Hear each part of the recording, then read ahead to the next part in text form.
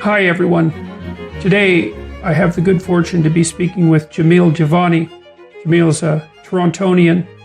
He's an author, lawyer, activist, and host of the Road Home podcast, which was launched December 2018. He recently completed the 7-province book tour, visiting thousands of young men across Canada in partnership with the Michael Pinball Clemens Foundation.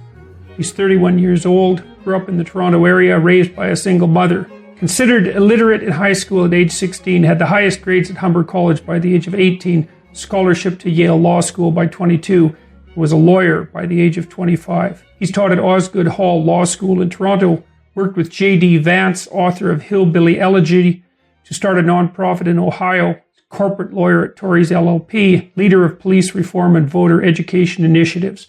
He had a book published by HarperCollins last spring in Canada. The book was Why Young Men, Rage, Race, and the Crisis of Identity, U.S. international publication by St. Martin's Press in May 2019. He's also, and unfortunately, been diagnosed with cancer, battling stage 4 non-Hodgkin's lymphoma cancer, been on chemotherapy drugs and undergoing radiation therapy since February.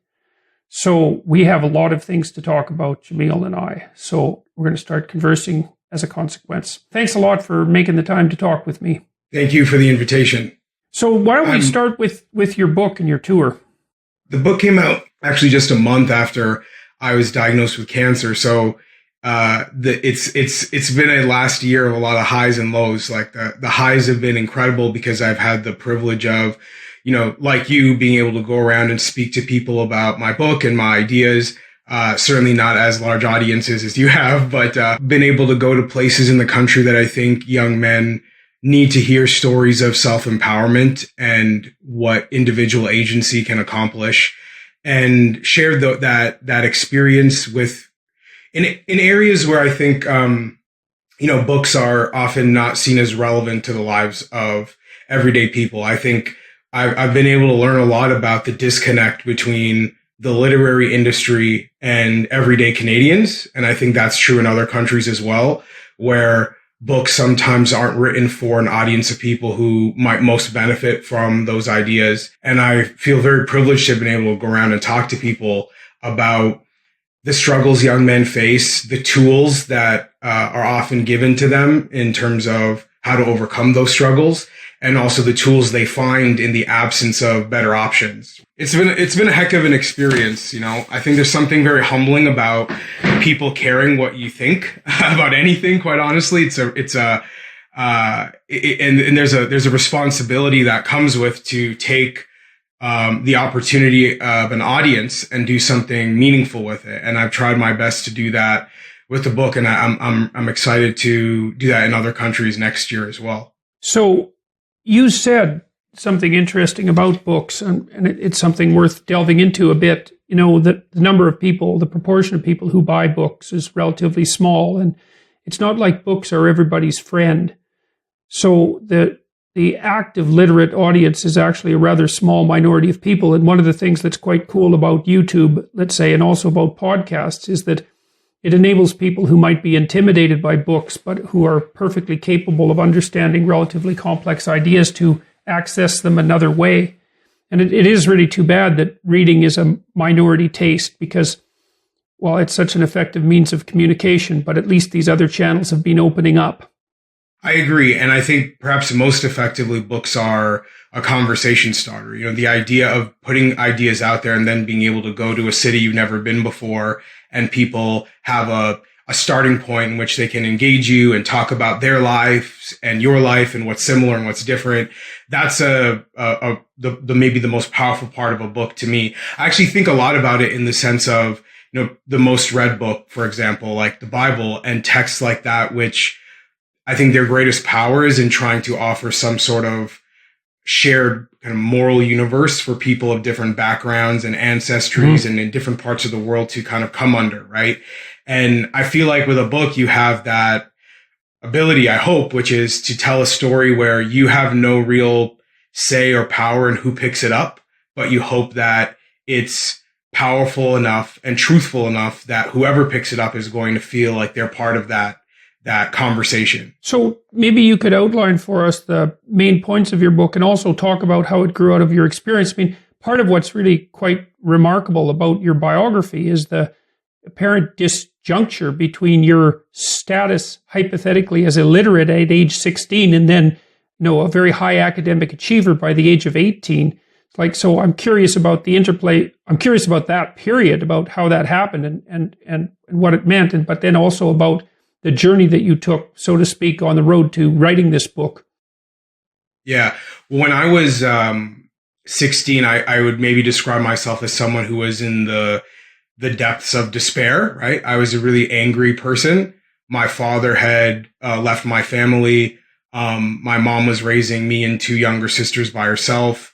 I was in a neighborhood where I saw what I regarded as a lot of unfairness, things like racial profiling by police officers, disproportionate poverty, a lack of job opportunities. This is in the suburbs of Brampton, where most of the people in my neighborhood were newcomers to the country or children of newcomers. And I was I think, being weighed down by a perspective that encouraged hopelessness and victimization in my life. So I was a cognitively capable young man. That's how you go from, illiterate to a Yale Law student in less than 6 years.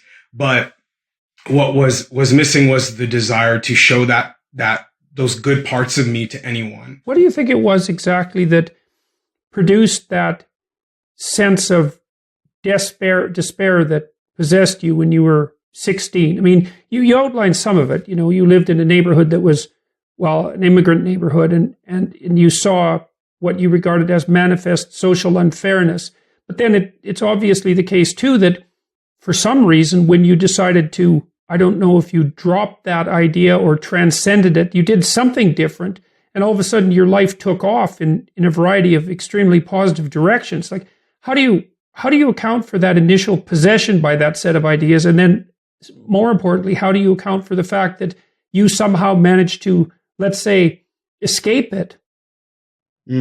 So for my situation, I think this describes a lot of my peer group as well, not having a father around and the kind of dysfunction that often comes with, put us in a position where we were looking in a lot of the wrong places for cultural leadership and pop culture, right? Hip hop, gangster movies, things like that filled the void in our case.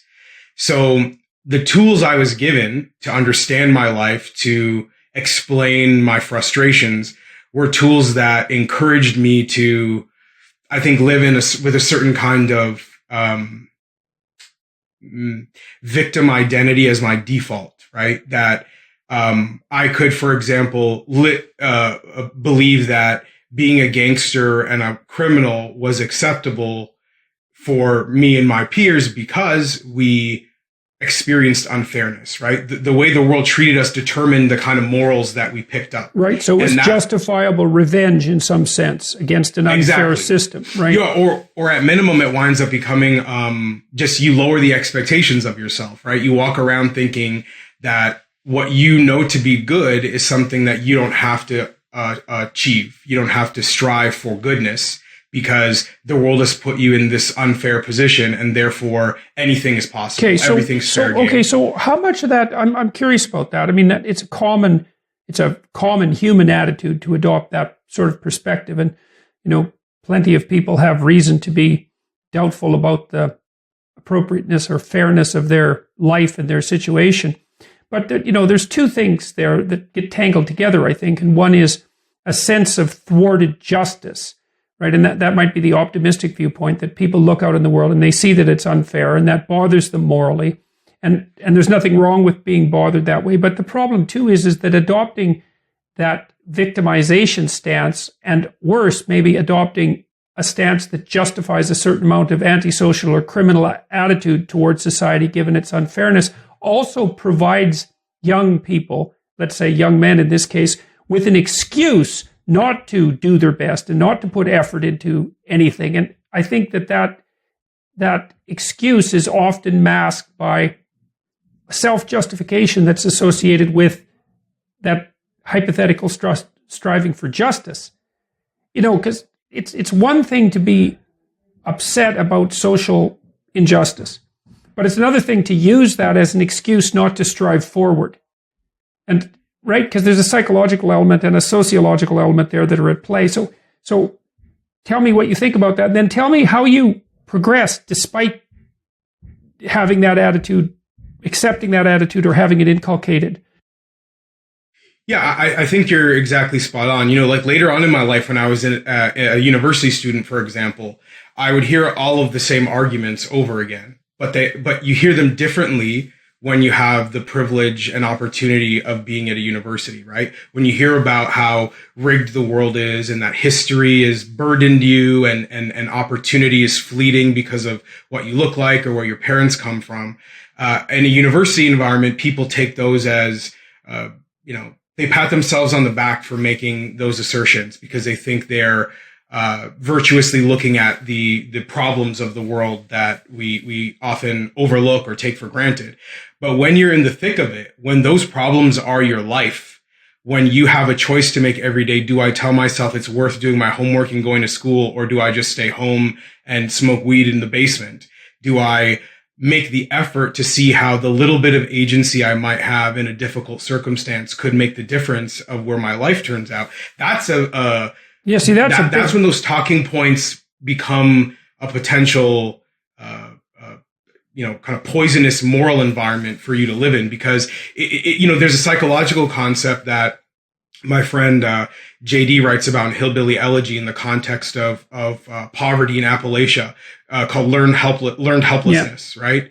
And I think that's a lot of it, which is you disassociate your actions and behaviors with the outcome of what you experience in life. And when you get to that point, it's really hard to find the motivation to work hard or believe that there's meritocracy at all in the world around you. Right, but the funny thing is about learned helplessness, and this is something that I think it's really reasonable for us to delve into, is that in the animal experimental world, which is where the concept of learned helplessness emerges, what happens is that to produce learned helplessness, what you do is you punish an animal for any sort of active behavior. No matter what it does, it's hopeless. And it truly is hopeless, right? Because the animal keeps trying, but every time it tries to do whatever it's going to do, it ends up being punished. And sooner or later, it will just cease to act. And that has been put forward, at least in part, as a model for depression. And I think there's a certain amount of validity to that, although depression is a very complex concept. The situation you're describing is somewhat different, because what you pointed out was that when you were sitting at home as an adolescent, let's say, and you had the choice between doing your homework and putting forward your motive agency, however forceful that might have been, and justifying doing something like slinking off to smoke dope and avoiding your responsibilities, you could justify the avoidance by making reference to the fundamental unfairness of society. But that isn't the same as actually having tried really hard a dozen times or 100 times and failed each time. It's more like the premature presumption of learned helplessness. And I do see this very frequently among young men, is that they've adopted this attitude that the world is such a catastrophically unfair place and life is so unjust in its fundamental essence that there's no sense even trying to begin with, that you're only a fool if you do that. Yeah, I agree. I think what happens is you see other people's failings, or other young men, whether they're your peers or people you even just listen to in music, or you see on television, or whatever the case, you see their attempts and failures as evidence of your own, right? And so if everybody you know has struggled, for example, to go to college or university, then that is in some way you trying, right? You don't see a distinction between your own efforts and those of other people. And that's how I would describe my mentality at the time, which is, for instance, I could, turn on the news and see a story about, let's say, like when I was a really young kid, seeing Rodney King get beat up by police officers in Los Angeles, right? And that could stick with me and become an example of what someone like me would have gone through, but for not being there at the time, right? And so you see that example and you internalize that as an instance of, well, people like me, when we walk around the street, we get treated that way by cops. So I might as well have gone through that too, because I see that as an example of me potentially asserting myself in society and then paying a deep price for it. Right. And you accumulate those examples over time. That's the price paid for adopting a certain dimension of identity. And I mean, I think it's inevitable to do that to some degree because we do belong to different group identities. But you're saying that you classified yourself, let's say, or you saw yourself in the same group as someone like Rodney King. You saw that the group that he was attributed to, you believed that was a valid group attribution, and then drew conclusions that weren't favorable to your own striving. But that also still sets you up so that you're not really testing yourself against the world, right? You're starting out with these assumptions about the primacy of group identity, let's say. And now I'm curious about that too, because you also talked about the negative consequences of fatherlessness.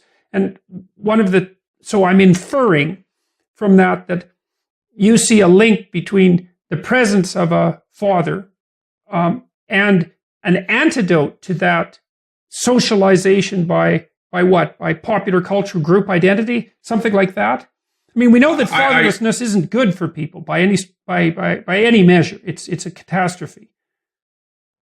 Yeah, well, I think like if you're in that frame of mind where those instances of group identity start to tell you something about yourself, then having a man in your house who's not getting beaten up by the cops is automatically a way to complicate that, right? Having a man in your house who looks after his kids and goes to work and takes responsibility for his family and his community, who shows you how to love a woman and be kind to people. That is a complication of a worldview that might otherwise think that every other man who's not your dad has something to teach you about who you are. Yeah. Okay. So that's interesting. Identity matters a lot in that case. So the idea is something like and I believe this, like, because one of the things I've noticed about kids who are, let's say, neurologically intact. So maybe there's lots of reasons why people can develop psychological disorders, and some of them are physical. But imagine that you take a child who's physically healthy and you put them in a given environment. My intuition has been that the child needs to have at least one positive role model within imitation distance. Now, sometimes he or she can sort of piece that together fragmentarily also from popular media images, the images of the heroes in movies and so on. But it's really helpful to have at least one person in your immediate environment who is manifesting the pattern that characterizes individual success. And so maybe it's something like, if that positive role model isn't there, then the easiest default is to a victimized group identity. Does that seem reasonable? I think it's reasonable, especially if you're from a community and you share an identity that has been very strongly associated with victimization in the first place. And I think that's a big part of it is, when I was a kid and thought of myself as a black man, that immediately came with a certain kind of baggage of historical and present day victimization. And because my father is black, my mother is white. So him being gone and in some ways being my kind of connection to a black family being gone, I was very vulnerable to how blackness was being presented to me because I didn't have a black person in the house showing me something different. And the blackness that I was presented was one that was deeply tied to victimization, right? And one that was constantly excusing any poor behavior we might have, maybe not more than any other group of people, but associating any poor behavior we might have with history, right? And so it's this idea that you are inheriting low expectations of yourself and of your behavior.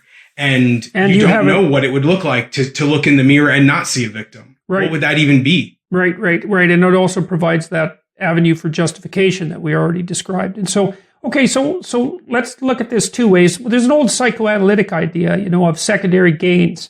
And so if we're going to be critical in our analysis about victimization culture, we might ask, well, what benefits does it bring to the people who adopt it? So, and those can, and when I mean benefits, I don't mean long-term, iterative, high quality benefits. I mean short-term payoffs, let's say. You know how it is, if you have work to do and you avoid it, that's a short-term payoff. It's a benefit. And because you don't have to do the work. Now, there's a medium to long-term cost, but I'm very curious about the element of victimization culture that justifies, I think antisocial and avoidant behavior is probably the right way of putting it. Now, you know, where I grew up in a working class community, and I had friends and associates who ranged from, you know, pretty decent kids to pretty solidly planted in the delinquent camp. And generally the more delinquent types had a whole handful of rationalizations for their behavior.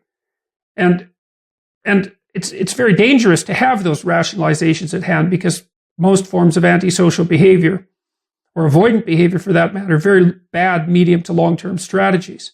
So anyways, what negative psychological elements of yours do you think the victimization narrative supported? And what positive aspects did it suppress? Well, the negative ones it supported were wanting to be mad at my circumstances and to not see any way I might be responsible for changing them. Right. Yeah. I mean, so I was a person, justification. Yeah. For So anger. I was looking for that justification. Yeah. The other thing that it does, and I don't know if it was unique to me, because I think there are variations of it in everybody, but it just means that you don't feel the burden of solving a problem, right? I mean, it's hard to walk around feeling like if you worked a little bit harder, if you listened to people who care about you, if you, just made the effort and put the time in, that maybe things could be different. That makes you feel responsible for that. And that comes with the possibility of failing, right? I mean, yes. It's scary to think that you could do something, and if you don't get it, then you're failing at it. Yeah. So that's another interesting thing about that assumption of learned helplessness, is that if you don't try, as Homer Simpson told Bart, if you never try, you can't fail. Yeah, exactly. Right. So, which is very comical. So that was definitely, I would say, like a negative part of my thinking, that wanting to see myself as a victim supported. In terms of the positive stuff that it kind of pushed down, I think it meant that I, for example, was willing to put my mom through some really, I did some really difficult situations where she had to stress and worry about me and what I was doing. And I would later learn that I have a positive power to actually bring value to her life and to make things easier for her, and to help her raise my sisters and things like that. Those are strengths that I had. That is a desire for responsibility and to be part of a family that I had, that I didn't learn about myself until later on, because I couldn't see myself as someone who had assets, right? Who had strengths to offer others. Yeah. It was always about what other people were doing to me, and not about how I might positively affect somebody else, or at minimum, not negatively affect them. Well, which is definitely something. Well, yeah. So one of the things, it's interesting with regards to the conversation about responsibility, because one of the things that I've been talking to audiences about all around the world now is the idea that maybe we find the sustaining meaning in our life precisely through the adoption of responsibility. And, you talked about reasons to be terrified of responsibility, and I think those are valid reasons. What if you try and fail, especially when there's a fair bit of evidence around that might be, the most likely path? And it is in some sense, because you have to often try a lot of things before you succeed, even if you turn out to be a successful person. But the price that you pay for abandoning that responsibility is that is where you find the meaning in life that can buttress you against the fact that life is unfair and what would you call typified by suffering and also by malevolence and betrayal. You talked about discovering later in life that you could be a positive asset to your family. And that's a big discovery, man. It's really something to be able to wake up in the morning or in the middle of the night and think, well, at least I'm doing something positive for the people that love me. To not have that's really a bad thing. Absolutely. The other thing is you kind of tune out a lot of the people in your life who might have really important things to say to you, right? Who might possess some genuine wisdom, but because what they're saying doesn't line up with the ideology you've unknowingly, in most cases, clung to so strongly, you don't hear them. And so the good people in your life that actually might be able to teach you something and put the right idea in your head and plant a seed that could grow into something beautiful, those people become less important to you. And instead, the folks who are manipulative in some cases, who want to tell you negative things and want you to believe that you can't do something like you are destined to suffer until the evil system around you has collapsed. People who tell you that, or variations of that message, are the folks that you hear from. And that's sad, because when I look back, there were good people in my life, and there were people who at my school who did do really well. And I would say, in fact, maybe most people in my community made really good decisions and cared for each other and did really good things. And yet I was trapped in a world where I couldn't see them. They didn't even exist. In my narrative about my life, those people were either anomalies, or they just didn't, they were not part of my worldview at all. Yeah, well, the thing is, too, is that people who start down the bad road, let's say, the bad road, say, that's characterized by irresponsibility, avoidance, and like a kind of a cruel rebellion, cruel and counterproductive rebellion, they also tend to be quite annoyed and irritated by counterexamples. And so they are likely to manipulate someone else, a younger person, for example, or their peers, into participating in behaviors that aren't in anyone's best interest, because they don't want the counterexamples around. And why would you, if you don't want to have your cynicism proved wrong, because that's too shattering, even though it would be the best thing for you. Yeah, absolutely right. I think that's absolutely right.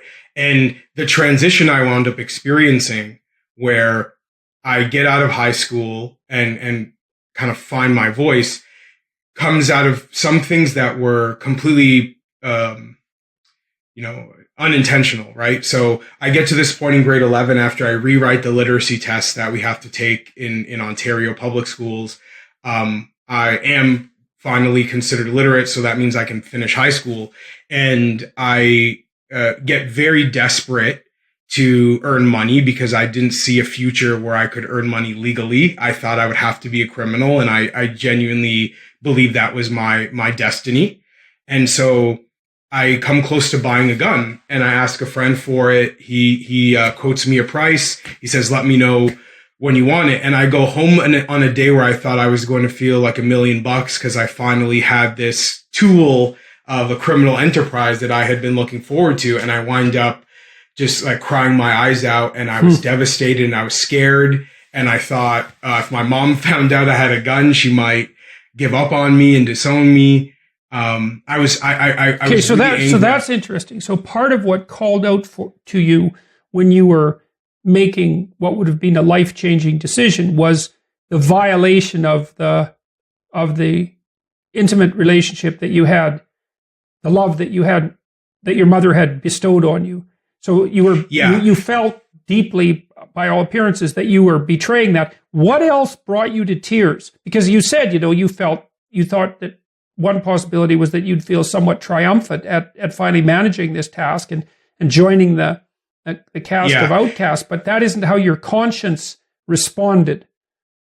No, my conscience responded with a fear, knowing how owning a gun sends you into a spiral I had seen other people go down.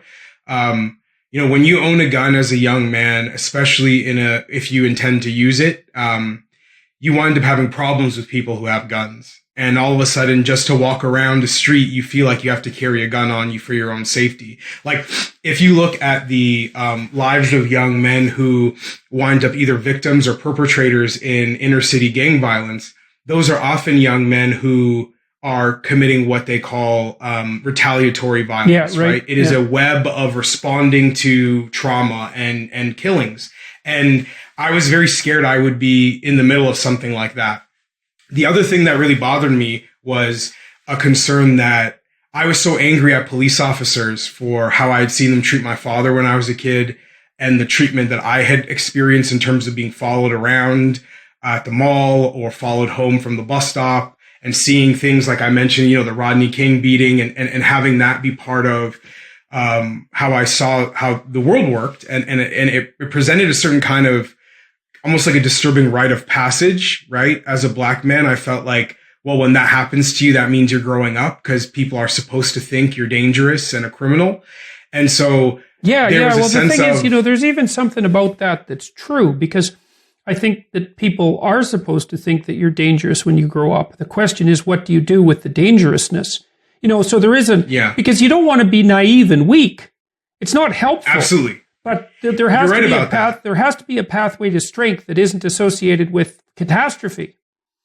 Yeah. Well, in my case, it felt like I had already felt like I was being treated like someone who carried a gun around. Mm-hmm. And there was something that really, where I was almost disgusted by myself with the idea that I might validate that stereotype by then doing that thing. Right.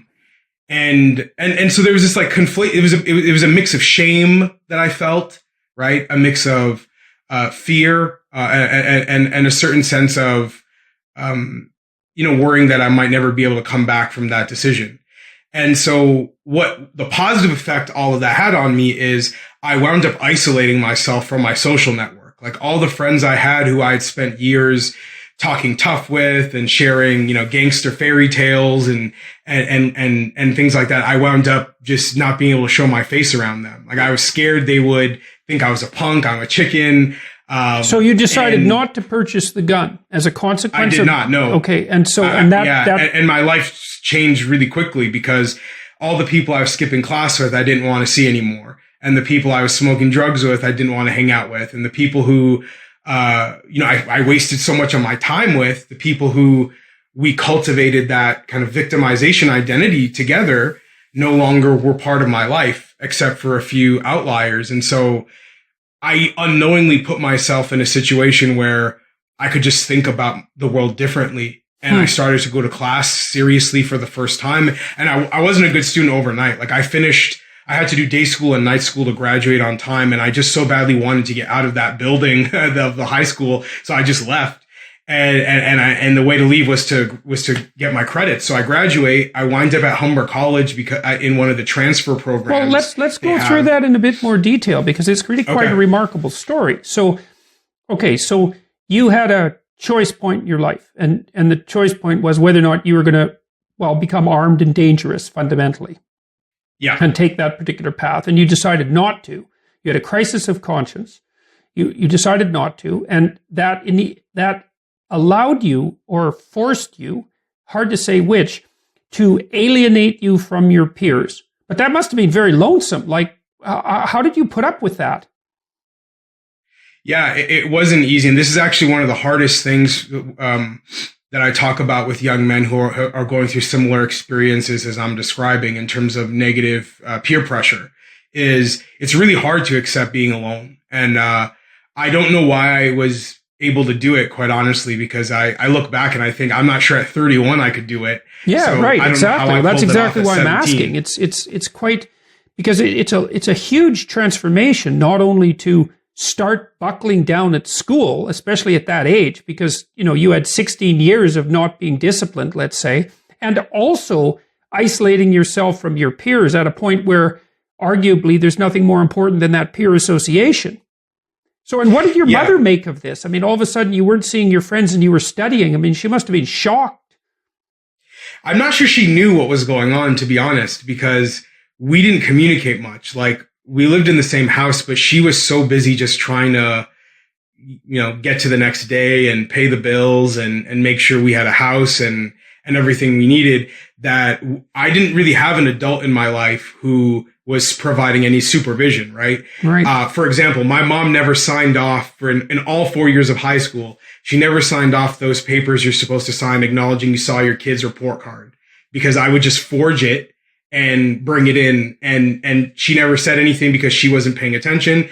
I didn't say anything to her. And so we had this period of time where we were just ships passing in the night. We had barely any interaction, but she still, there was a phrase you used in your conversation with, a group of boys for the BBC radio at a boxing club, where you said you need someone in your life who represents the light at the end of the tunnel.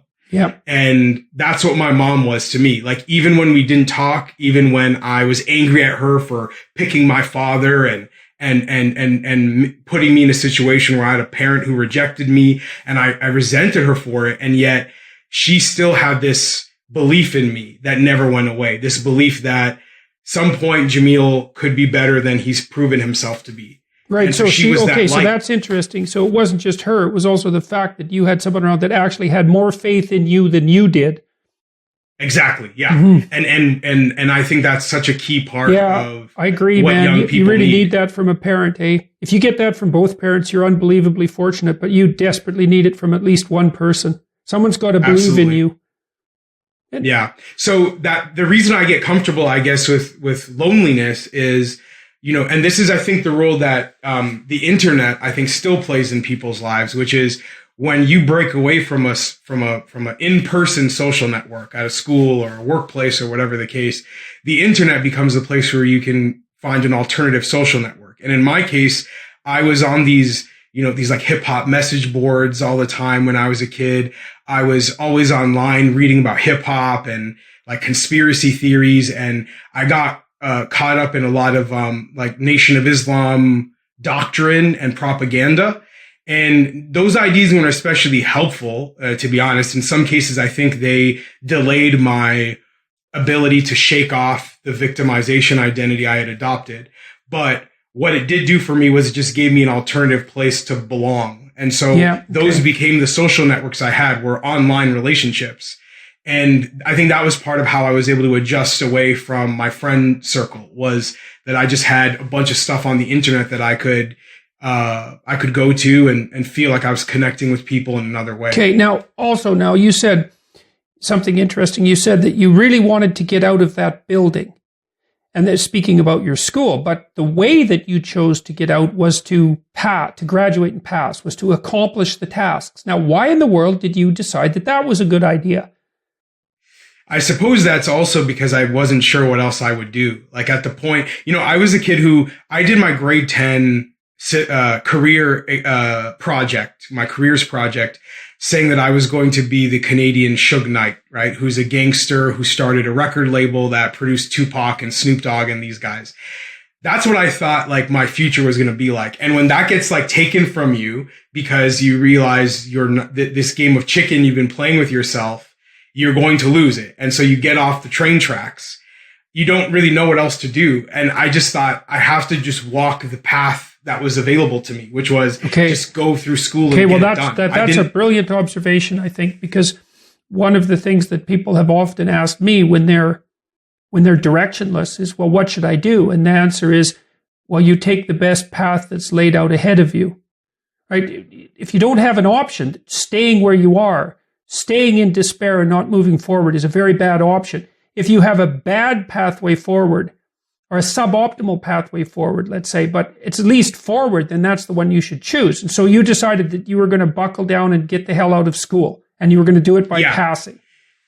Yeah, well, I don't know. I didn't feel like I was choosing to do it by passing. I just thought that was my way out, and I wasn't sure how else to get out, because if I dropped out, I don't know what else I would do. So in the process of trying to, you know, rush out, right? I'm working as a dishwasher at Red Lobster. I'm taking night classes. I'm taking day classes. I'm trying to get out of my circumstances as quickly as I can. A guidance counselor says to me, "But you don't qualify for many programs. You were streamed in the applied system, which was what we call in Ontario, which means you can't go to a university. You've got to go to community college. But your grades are so bad, there's no community college program you could get into except for what they call a general arts and sciences program, which in some ways is almost like what grade 13 used to be in Ontario, which is you would learn a lot of the things you should have learned in grade 12, but didn't. And so I go into that program, and I would say what changed for me immediately in terms of my academics was this was the first time I had college professors who said to me, "Here, you've got to write this, 20-page essay. You get to decide what it's about." And it seems so simple, but it was a breakthrough for me, because what that meant was the part of me that was interested in, hip hop and the Nation of Islam and conspiracy theories and all that stuff I was doing on the internet that no adult had ever seen before. No, my mom, my teachers, no one had ever seen a part of me that could think critically, that had curiosity intellectually. That part of me and the version of me that was going to school merged for the first time. Right. Well, thank God. So, that's the huge advantage of higher education, is that is exactly what should happen, right?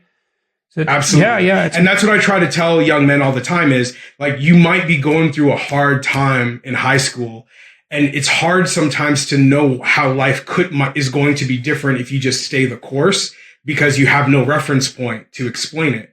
But in my case, it was absolutely a meaningful shift. Like, the idea that I could write 20 pages about, Malcolm X or about Tupac, like, all of a sudden, the writing ability that I had never shown people before started to come out, and my analytical thinking and all, it flowed out of me. And literally in less than a year, I went from barely getting out of high school to getting the highest grades in all of Humber College. And that was not something that ever felt deliberate. I was just kind of stumbling around in the dark and hoping things are going to work out for the better.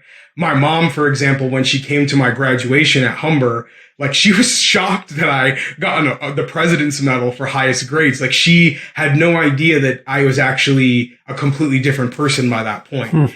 Well, you said something interesting, too, about what you were doing in high school. You said that you were attending classes during the day and at night, and you were working as a dishwasher. As a dishwasher, right?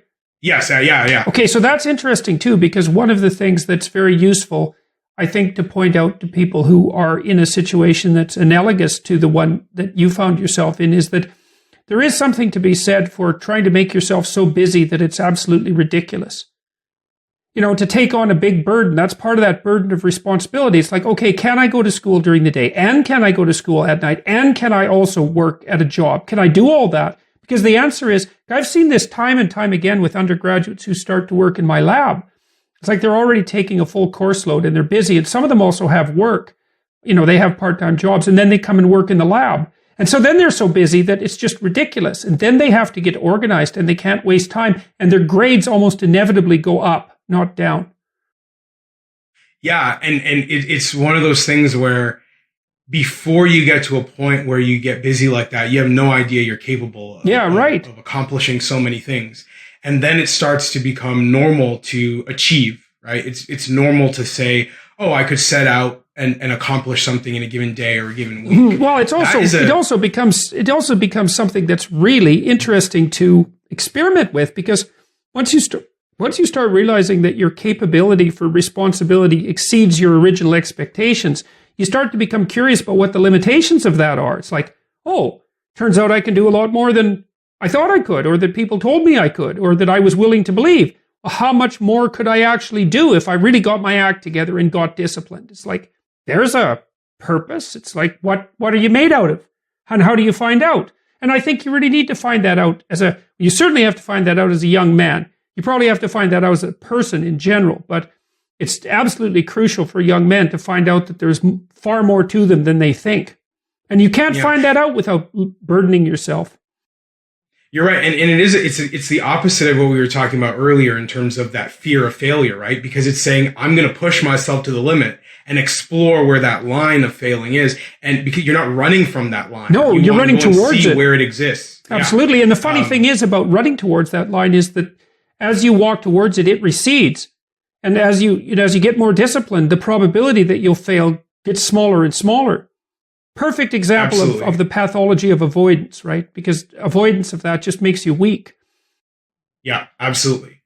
And, the transition from Humber College to York University, is just kind of a continuation of what you're describing, right? It's running to the line, and it's me continuing to say, okay, maybe that 12 years of evidence I have of being a really poor student could be proven wrong with every assignment that I do, right? And believing that if I try in this class and I get an A, and all of a sudden getting an A stops being an anomaly. It starts to become normal, right? And then when you don't get an A or a B or whatever you're hoping for, you start to feel that sting of disappointment because you actually have higher expectations of yourself. And your professors who didn't know you back when you were a knucklehead getting into trouble, they only know you as the guy who came into their class and tried hard. And so they start to speak to you as someone who could do really well too. Yeah. And all of a sudden your life becomes... That's one of the things that's so lovely too about being able to go off to somewhere new, you know, because you can leave your past identity behind you. I found that such a relief when I moved from the little town that I grew up in, even because I went to a community college for the first 2 years of my education as well. And I had an experience that was, well, yours is more dramatic by quite a substantial margin, but they're not dissimilar. I was so relieved when I got to college that I could start to write and think about things that I was actually thinking about, that it was like a complete transformation. But I also had the chance to leave my old personality behind, at least some of it, you know, some of it that I didn't want to carry ahead with me. And that's another thing about moving forward in the world, is that you can leave the old and insufficient you behind.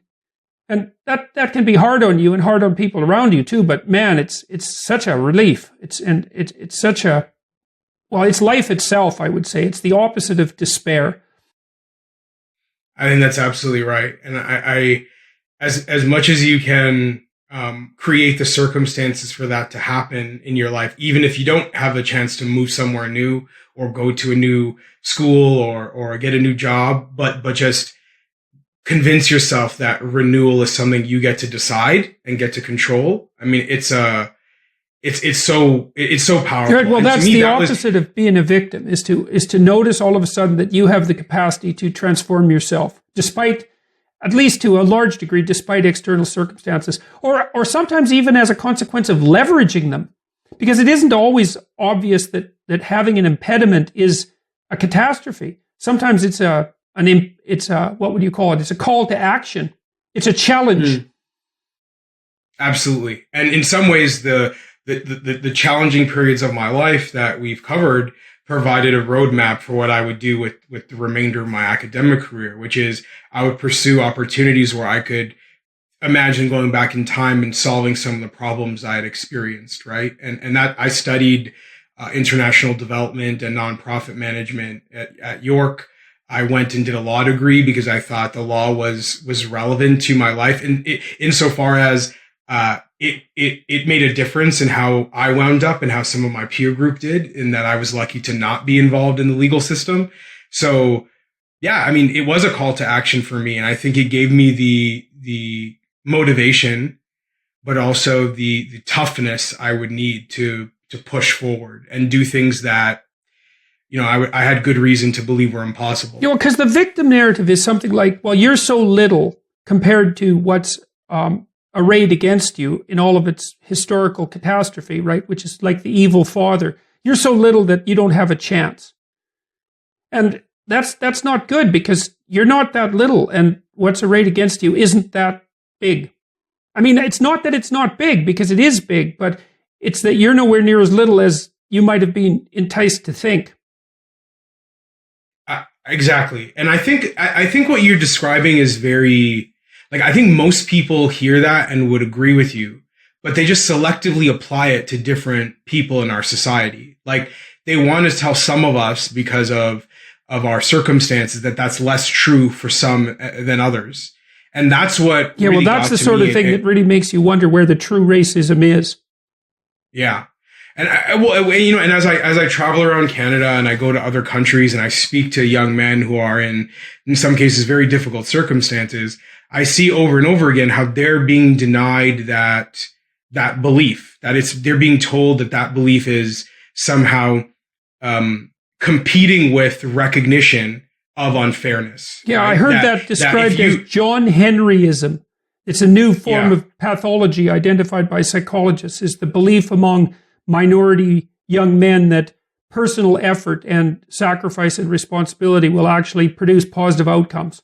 It's actually for exactly the reasons that you just described, because it runs counter to the victim and oppressor narrative. It's actually being treated by some people now as a form of psychological disorder.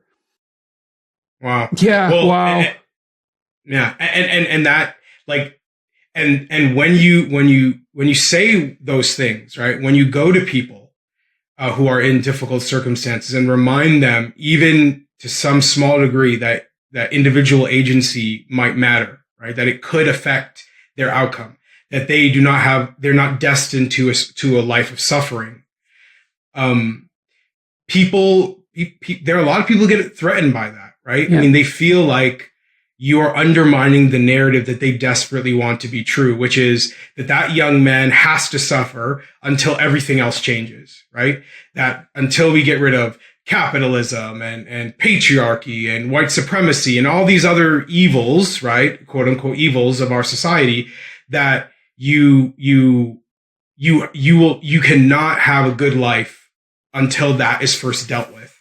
And asking people to sit around and wait for a kind of activist class to create this utopia for them, I find that to be very immoral and very bothersome, because I see, the biggest obstacles I have to getting my message out to young men are people who I would describe as, victim celebrators, right? Mm-hmm. People who really, really want to celebrate when we're losing because it fits their narrative. But ideas that might help us win are a lot less attractive. Yeah. Yeah. Okay. So now you went off to York, and what happened when you went to York? Well, I always jokingly say my life got really boring really quickly because I really just studied and did everything I was supposed to do. I am actually surprised by how hard I was able to work in those 4 years. I was very careful about picking classes that I thought would build on the momentum I had picked up. So I wanted to study subject matter that would connect to things I previously learned, because I still had a certain insecurity about going too far from where I had proven myself. I don't know if I could have taken an economics class or a biology class or a psychology class, because those are just subjects that I wasn't sure I could handle. So I was very careful about picking things I thought I could do well, things that in my free time I was thinking about, right? So issues around poverty and discrimination and activism and, tackling social issues, whether that was in the kind of Canadian context or elsewhere. Those are things that I felt comfortable with. And so I picked classes that fit that mold. And as I got more and more confident in myself, I started to branch out into other areas. So I would take an econ class or a class in marketing for nonprofit organizations or things like that. And I had my whole life up to that point was on one street that Steeles Avenue West, which is on the north end of Toronto. And, where my mom lived, Humber College and York University are all off this street. So my world was very small in the sense that the same bus routes I had taken as a teenager were the same buses I took to Humber and the same buses I took to York. I got very much in a comfort zone there, right? Because I was saying to myself, okay, this is the world I know. This is the world I understand. I can be successful in this world. And so I clung to it. And I didn't really do much to branch out. I still worked in restaurants as a line cook and a dishwasher. I worked in warehouses. Even when I was getting A's, I didn't think, for instance, to apply to like a prestigious internship to work at the university. Well, you wouldn't have known even, like when you come from a background like that, it's, when I went to University of Alberta, I didn't know any people who had a graduate degree. I didn't know how to go about doing that. And so the idea that I could do that was really something that was quite new. You don't know the pathways, you can figure them out, but if that's not right in your milieu, well, you just don't know what basic steps to take, Exactly. Yeah. There was this idea I came across in one of the international development classes I took. But it's an anthropology concept called the capacity to aspire, from Arjun Appadurai at NYU. And it stuck with me because he uses it to explain how people achieve social mobility in India. And I think it applied really well to my life in Canada too, which is, your imagination grows with the more paths you see in front of yourself. And we all might have a similar destination in mind in terms of what a good life looks like, right? I want a better house, a better car, someone who loves me, someone to love. but some of us have a better sense of the directions, the steps it takes to get to that destination than others.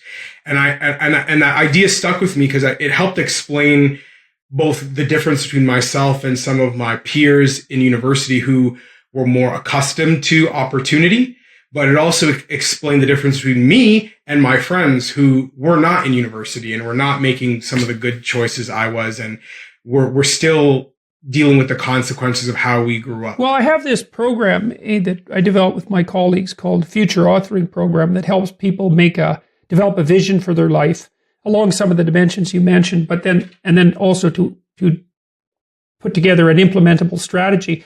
And we've never been able to tell if the utility of the program lies more in walking people through the actual process of developing a vision and a genuine strategy, or suggesting to people that they're actually capable of doing that. Right? So, and I often think it's the latter. It's like, because the idea that you are a self-transforming agent is an unbelievably powerful idea if it grips you, right? Or if you allow it to grip you. That might be another way of thinking about it. But it is certainly an idea that you cannot have, or that you can be prematurely cynical about, which I think is, well, that premature cynicism is really what the victim narrative feeds. And I think it's unbelievably mentally damaging to young people. It really hurts them. Okay, so you went to York and you did real well. And then how did the idea of law school pop into your mind? And did you have encouragement for that? I mean, you had to go write the LSAT and all of this. It's quite a daunting process. It is. It was actually a very practical decision for me because I looked around and saw that no one who studied what I studied at York was getting a job in the field. And in many cases were working the same jobs after they graduated that they had when they were a student. So I thought to myself, I need more education. Like I felt like I had given up a lot to get to that point. Like I lost a lot of the friends I grew up with. I worked really, really hard. I changed my life in a way that it felt like betting on myself.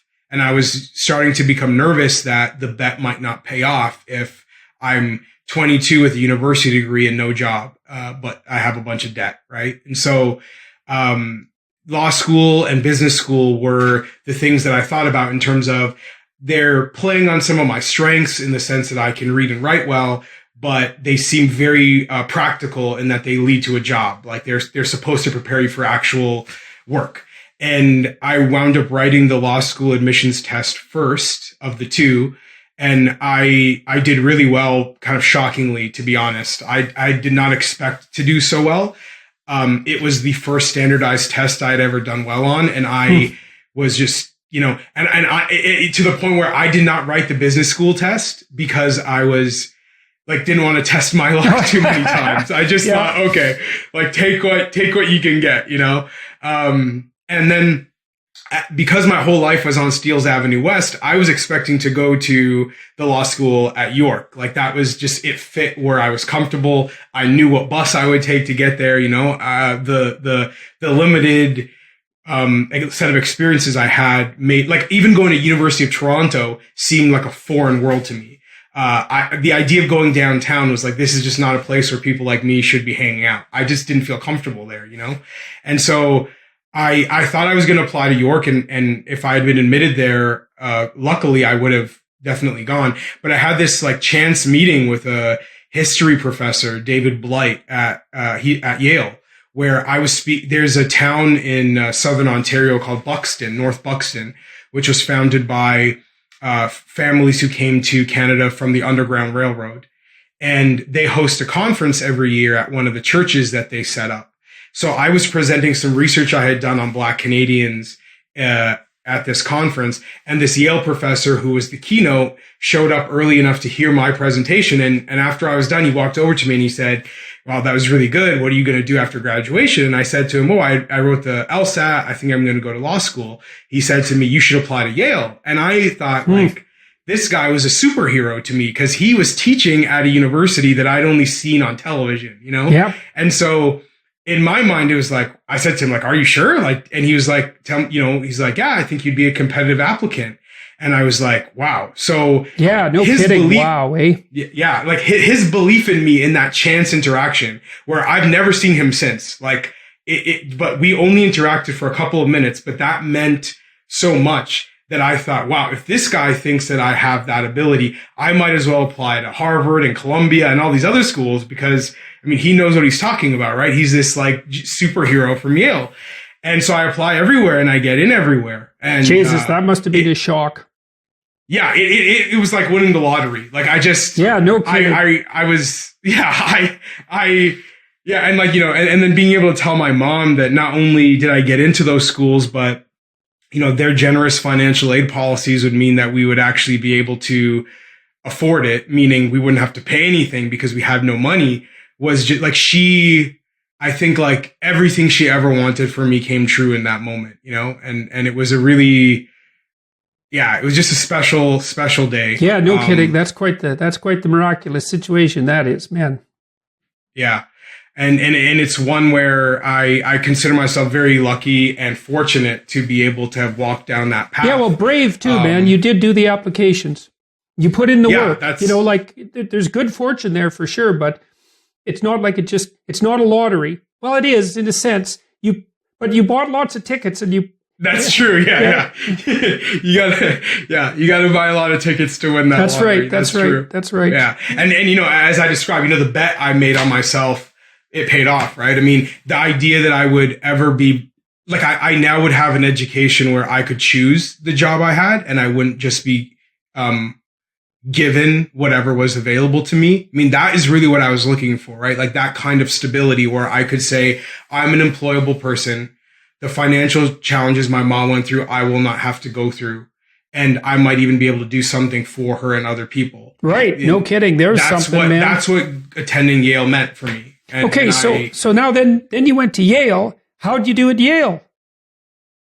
I did well. I had a different kind of experience though. You know, like I really killed myself for 4 years studying at York to get there.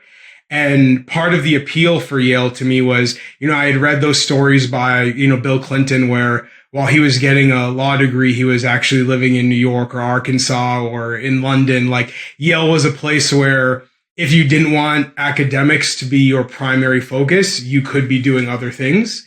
And because the grading system is generous and because the culture there is encouraging of you to kind of be impactful in whatever way you can be. And so it was a very alien environment to me. And I think, you know, I look back and I think some of that bravery you just credited me with, I feel like maybe I was a little less brave there because I really didn't feel comfortable there in a way that I never got used to. Being around wealthy people was really hard for me in terms of just feeling inadequate all the time. Yeah, well, that's one of the problems with those Ivy League schools is that, you know, it's funny because almost everyone who ends up at one of those schools feels inadequate, at least on one dimension, right? Because no matter how rich you are, there's someone richer. And if you're rich, you're not as smart as your roommate. And if you're as smart as your roommate, you're not as smart as your professor. And like they're very weird institutions because they aggregate people who are remarkable across a number of dimensions. And so everyone who attends them tends to feel, well, like they have imposter syndrome. I really noticed that among the undergraduates at Harvard. Because they were used to being the smartest kids in their classes. And then when they'd show up at Harvard, you know, they were no longer guaranteed to be the smartest person in the room. That's for sure. Yeah, I think that's exactly what I observed at Yale. I mean, thankfully for me, I failed before, so I wasn't too worried about getting a bad grade, you know? Like, that wasn't really the concern for me. What more so was the concern was I really felt uncomfortable with what I saw as, like, privilege, right? Like, I in some ways felt like in danger of being a sellout, right? Of being someone who grew up with very little and then being welcomed with open arms by this like opulent institution that was surrounded by people who were living like I used to, right? I mean, the neighborhoods around Yale. Right. Yale's particularly striking that way.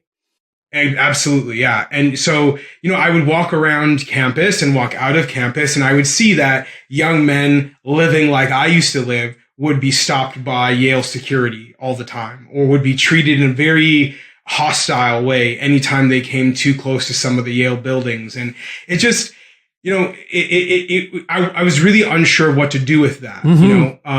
Do you embrace that? Do you just start sucking up to the professors and become, part of that scene? Or is there another way? And I spent 3 years trying to figure that out, and I'm not sure I really did. Part of how I reconciled it all was I was part of a project where you could work as a volunteer high school teacher, in some of the local neighborhoods.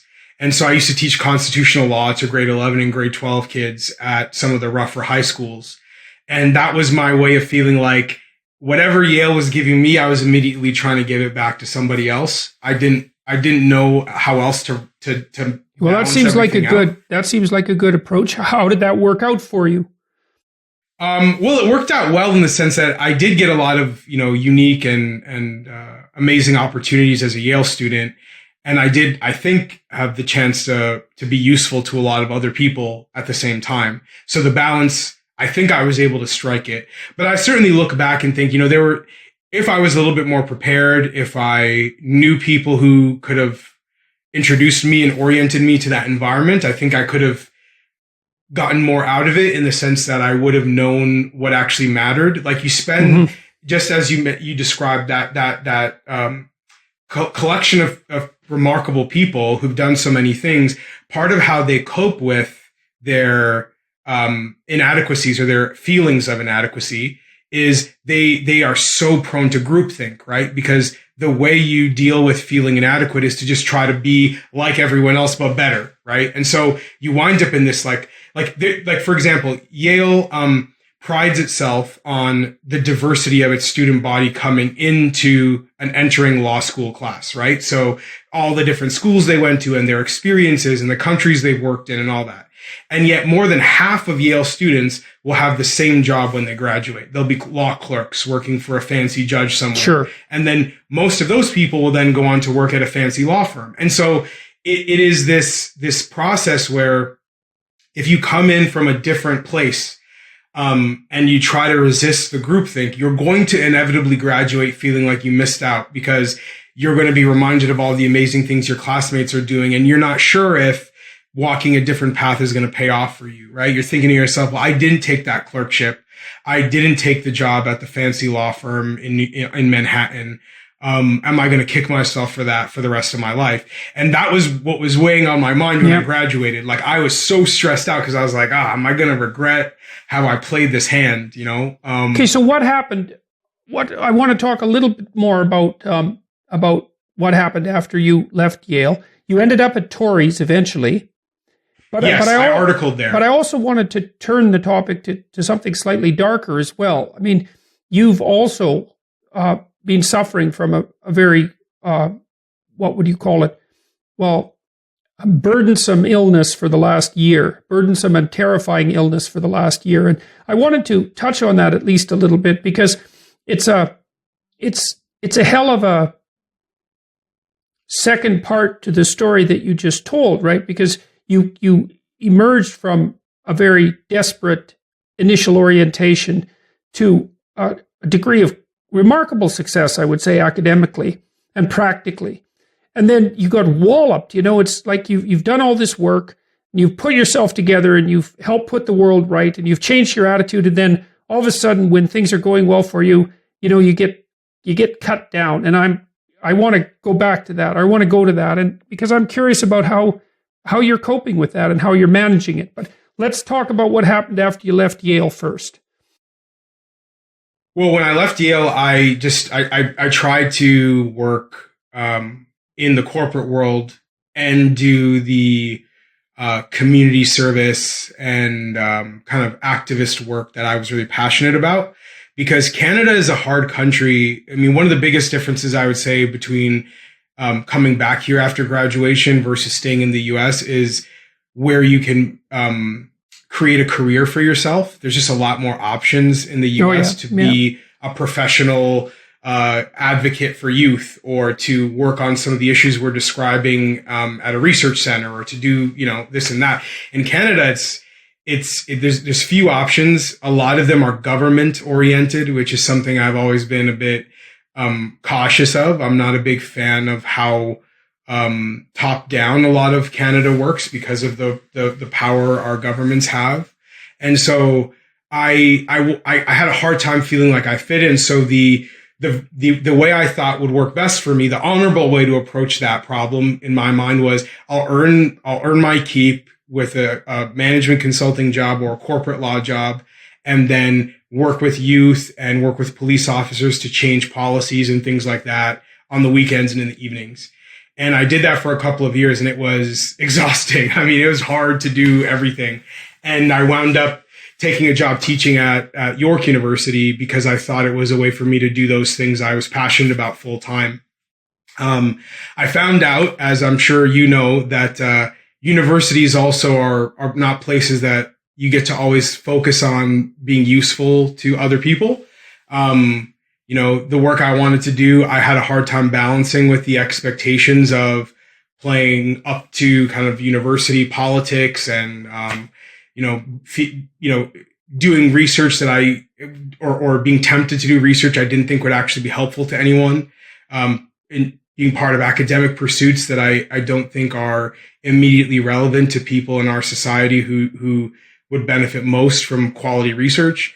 And so it was hard to balance all those things too. And I was in the process of figuring all of that out, I suppose, when I got diagnosed with cancer. I spent, by that point, I was a couple of years into teaching.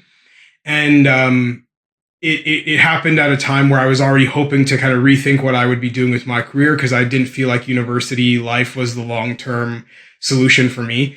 And then cancer hit me and it's given me a lot of time to, I guess, like reflect on that and think about what I want to be doing when I get healthy again. So. Yeah. So you have stage 4 non-Hodgkin's lymphoma. Yes. And that also caused spinal fractures. So it's really quite the catastrophic mix of symptoms. And that's been you've been being treated for that since last February. So the first question is, what were the symptoms that led to your diagnosis, and how did you find out what was wrong? Yeah. Well, I one of the things people say about men is that we don't seek help. And I guess I might be an example of that because, I had pain in my neck for months, and in my lower back and I just didn't, take it seriously. I just thought, all right, well, I just turned 30 and I thought maybe this is what 30's like, you got neck problems and back problems. And well, so, you'd never leap right to the catastrophe. Yeah. So I wound up, going into the hospital to get it looked at. And I also had a swollen lymph nodes, which I also didn't take seriously because I just thought, it's not a big deal. And it turns out those things are related because in the lymph nodes on my left side is where a tumor had started to grow, and that tumor, the cancer ended up spreading from that main tumor into some of my bones. And the neck pain and back pain I was feeling were caused by the cancer. It cracked the two parts of my spine, one in the neck and one in the back. So I wound up at an emergency room visit, which I thought was going to be fairly, simple. I thought, I didn't have a doctor. So I went to the emergency room thinking I was going to get antibiotics prescribed to me for the lymph nodes being swollen. And I wound up being held for a week because they had to do a bunch of testing on what was going on. And that's how I basically found out about the cancer. I was at a pretty high risk of paralysis at that point because of the injury and the possibility of the spinal cord being affected. Thankfully, that didn't happen. And in a weird way, my bones wound up kind of fusing together. So they're never going to be normal again, but they're stable enough that I won't have those problems at least. But then I went through chemo and radiation for most of the last 10 months. And I'm just a couple months ago, I finished that up, and it's been intense. I think I revisited a lot of the harmful places that my mind used to be when I was younger. The temptation to be resentful. Yeah. That, I put a lot of work into my career and to have this happen in prime kind of earning years, to have my income cut drastically when you're by far the biggest breadwinner in your family, the first one to finish university and first one to become a professional. And there was a part of me that really wanted to go back to that place where I would just see myself as a victim and be angry at everybody and be angry at God and be angry at life for yeah, the problem with that is that then you end up with the illness and being angry at God and at life. Yeah. Which like it's not like I'm making light of your motivation for feeling that way, because that's a hell of a thing to have happen.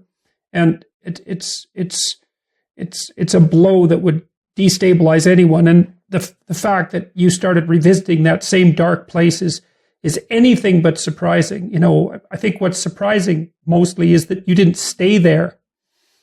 Yeah. But I've watched with really ill people, it's really bad to have the illness, that's for sure. And it can be ultimately bad, but to also have that embitter you and bring back your cynicism and make you not so much desperate as rage-filled and angry doesn't help the illness, and all it does is make your situation worse, and I think worse for everyone around you as well. That's also something terrible about being sick, is that you tend to feel like you're an intolerable burden on the people around you as well. It's another bit of guilt you have to bear along with being ill. Yeah, I think that's absolutely right, and I that dark place was tempting for a lot of reasons, but one of which was it just made it being sick, it's like you have no one to get mad at, right? It's like who's the face of that, right? And you want to find someone to blame. Like you want to have something to point to and say, this is the cause of my misfortune. And it's not like I had, lung cancer or something where it's like, oh, I smoke too much, or I have some sort of behavior I could associate with being ill. I mean, when the doctor told me I was sick, she said to me, I asked her, like, how is it possible that I'm this sick? I don't get it. I have no problems. And she said, it's just bad luck. Yeah, and that's a hard part thing of the random stupidity of life. Yeah. And I think that's a hard thing to accept, for sure. But what it also did was just kind of like there was a message that I needed to hear from people when I was getting out of a dark place when I was younger, right? When I was getting out of high school, I needed people to believe in me. I need people to think I had a brighter future than I thought I might have. I needed people who still had this, like an unwavering faith that I could be helpful to the world. And when I got diagnosed, I needed that still, like I needed that just as bad. Like I needed that sense from people that you're not just this like burden that now your mom has to stress about you. And it's not like she doesn't already have a whole bunch of other things to worry about. It's that despite this illness, you still have a lot to offer the world. And people who had that message, I mean, you're one of them. You sent me an email thanks to a mutual friend shortly after I got diagnosed. And it matters, right? It matters when people say to you that, as you said earlier, it's a call to action, that you've got as a personal catastrophe now that you have to deal with. And in doing so, you're going to learn a lot about yourself and what you're capable of. Just you talked earlier about that capacity to aspire, and it's like the idea that you should battle on against insuperable odds is in some sense an idea that it's got a certain amount of hopelessness about it under some circumstances, because there are times when you battle and you lose. And it's even the case that you lose if you battle as forthrightly and courageously as you possibly can. But the truth of the matter is that there isn't a better strategy. That's the thing, is that, first of all, the strategy works most of the time, or if any strategy is going to work, that's going to be the one.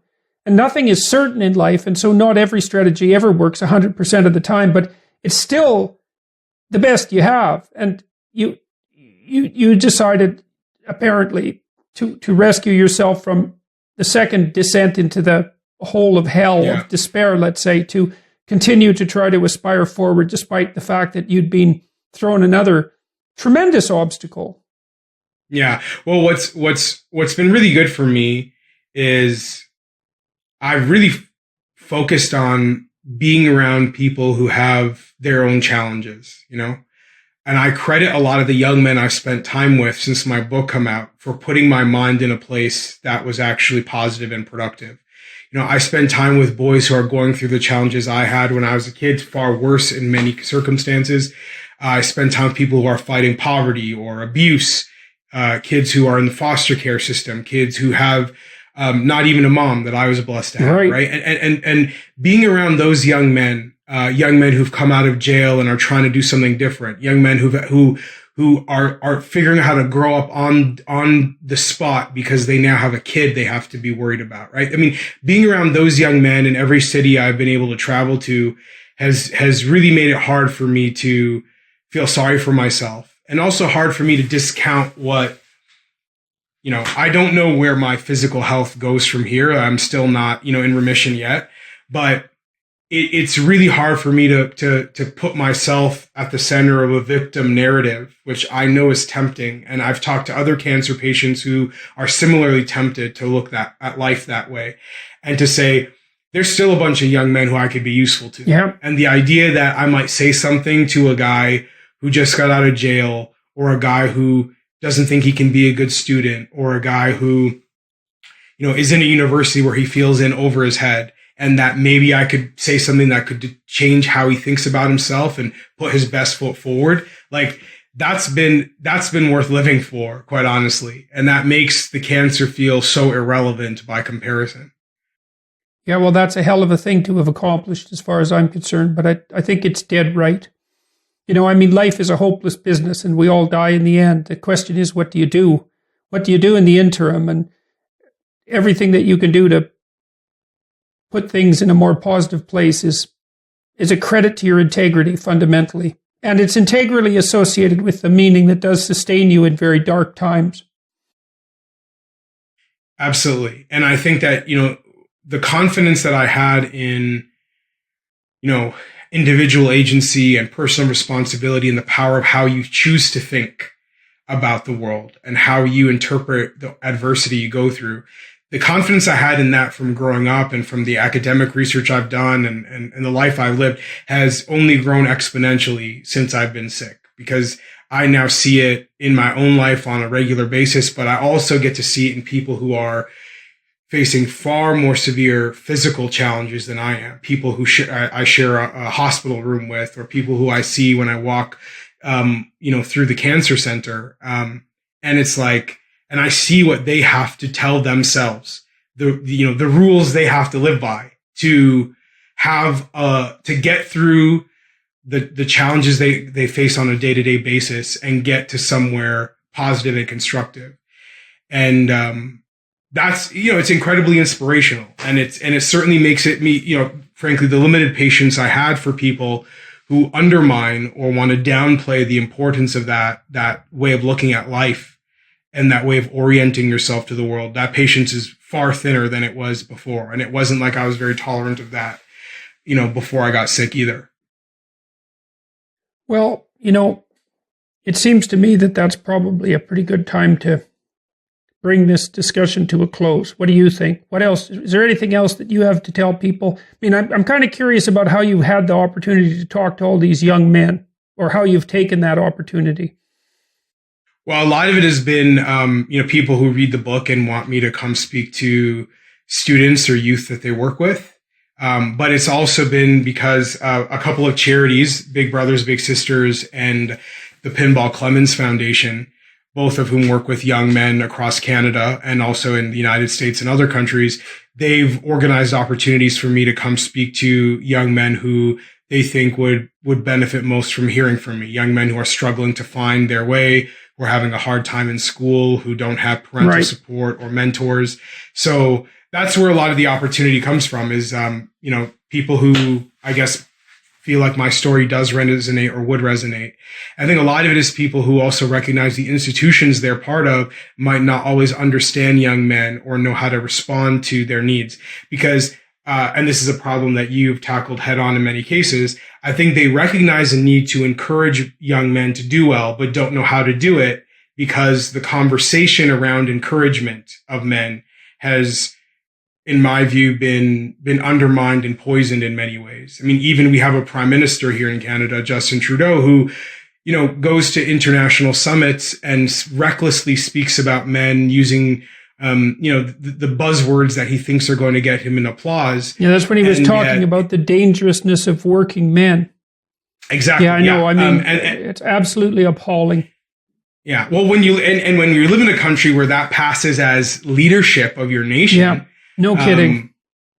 People, I think, don't know what to do about the struggling young men they see who actually aren't, they don't symbolize male privilege in the ways that our prime minister might think they do, right? And so people are looking for other ways to engage and speak about young men, and I'm trying as much as I can. Some words of encouragement go a long ways. I mean, I've been stunned over the last year at discovering how rarely so many people are encouraged and how starving they are for a few genuine words of encouragement. And well, it's like you said, even when you met that professor who told you that you could maybe apply to Yale, it's just that chance encounter, a few words. And you said that, you've also realized how important the things that you say might be to people, and that's led you some strength to go on even, during your current times of travail, let's say. It is so important to put forward a message of encouragement to young men and say, look, get your act together for Christ's sake. There's a lot more to you than you think, and the world's crying out for you. It needs you. And that irresponsibility, there's nothing about that that's noble or justifiable, even though you have your reasons to feel embittered and victimized. It's not the point. Of course, the world's harsh and brutal, but you're someone who might be able to prevail nonetheless. And that's really something. Yeah, I would say it's not just something, but in some cases it's everything, right? Yeah, that's right. It's everything. Difference. That's exactly it. It's the difference between giving the world the best you have to offer and giving the world nothing. Yeah, well, then you might be ill, but at least you have a clean conscience. Absolutely. Yeah, it's not something, man. Yeah, and that's maybe the most valuable thing of all. Yeah, that's for sure. Well, look, Jamil, it was a pleasure talking to you.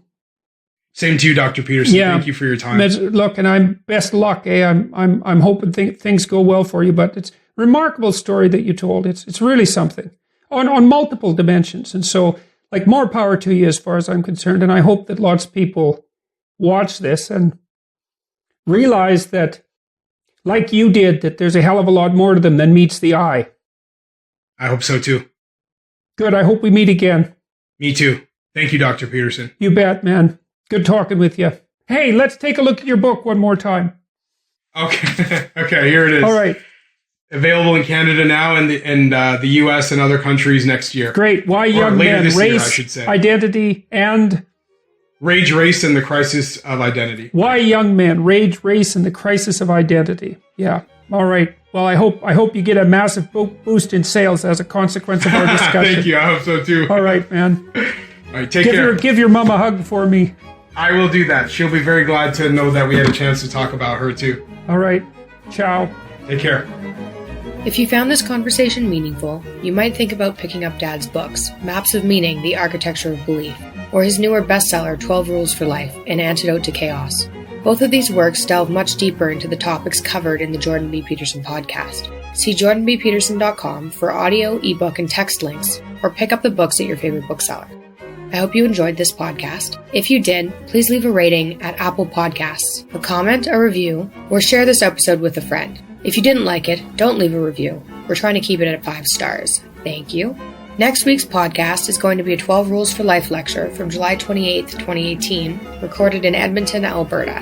I'll talk to you next week, and hopefully I'll have good news about Mom. Thanks for listening. Follow me on my YouTube channel, Jordan B. Peterson, on Twitter at Jordan B. Peterson, on Facebook at Dr. Jordan B. Peterson, and at Instagram at jordan.b.peterson. Details on this show, access to my blog, information about my tour dates and other events, and my list of recommended books can be found on my website, jordanbpeterson.com. My online writing programs, designed to help people straighten out their pasts, understand themselves in the present, and develop a sophisticated vision and strategy for the future, can be found at selfauthoring.com. That's selfauthoring.com. From the Westwood One podcast.